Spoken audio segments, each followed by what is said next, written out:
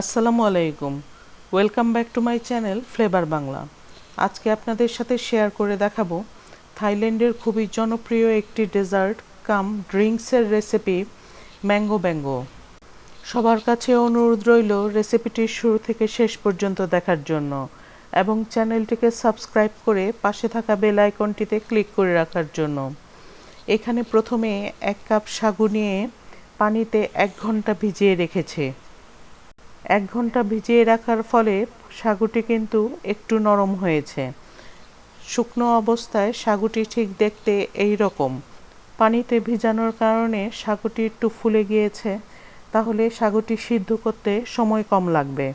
তারপর ফুটন্ত পানিতে সাগুটিকে সিদ্ধ করে নিচ্ছে। এই সাগু সিদ্ধ হতে 10 মিনিটের মতো সময় লেগেছে। ক্ষেত্রবিশেষে একটু কম বেশি লাগতে পারে। সাগু যখন দেখতে ট্রান্সপারেন্টের মতো হয়ে যাবে, তখনই মনে করতে হবে সাগু পুরোপুরি সিদ্ধ হয়ে গিয়েছে। আমার চ্যানেলে আরও বেশ কিছু ম্যাঙ্গোর রেসিপি আপলোড করা আছে।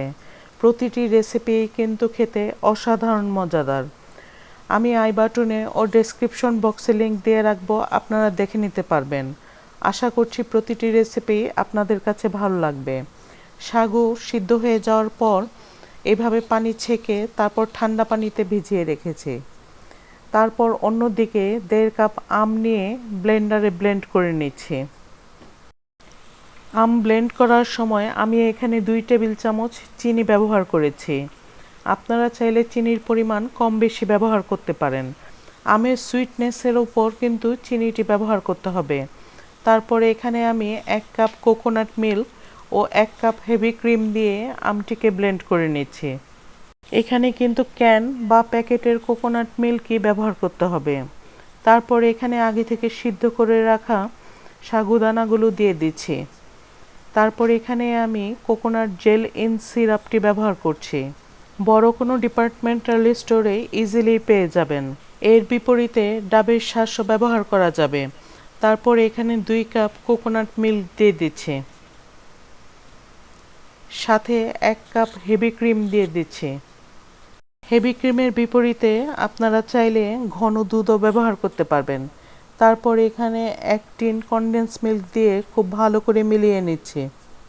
সব কিছু ভালো করে মিলিয়ে নিয়ে তারপর এখানে আগে থেকে তৈরি করে রাখা আমের যে মিশ্রণটি, সেই মিশ্রণটি মিলিয়ে নিচ্ছি। আমার চ্যানেলে আরও বিভিন্ন ধরনের আকর্ষণীয় ডেজার্টের রেসিপি আপলোড করা আছে।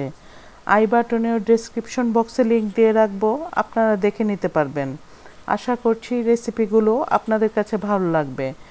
তারপরে এই মিশ্রণের সাথে ছোট ছোট কিউব করে কাটা আম ও কয়েক টুকরো বরফ দিয়ে আবারও খুব ভালো করে মিলিয়ে নিচ্ছি। থাইল্যান্ডের স্ট্রিট ডেজার্ট হিসেবে কিন্তু এই ম্যাঙ্গো ব্যাঙ্গো খুবই জনপ্রিয়। আপনারাও একবার বাসায় তৈরি করে দেখতে পারেন, সবাই খুবই পছন্দ করবে। এভাবে ছোট ছোট গ্লাসে বরফের সাথে এই ম্যাঙ্গো ব্যাঙ্গো পরিবেশন করতে পারবেন। এটা কিন্তু ডেজার্ট কাম ড্রিঙ্কস হিসেবেও ব্যবহার করা হয়। গ্লাসের উপর ছোট ছোট কয়েক টুকরো আম দিয়ে সার্ভ করা যাবে।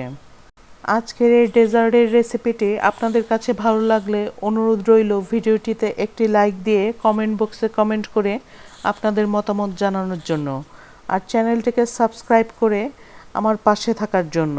আজকের মতো এখানেই শেষ করছি। আল্লাহ হাফেজ।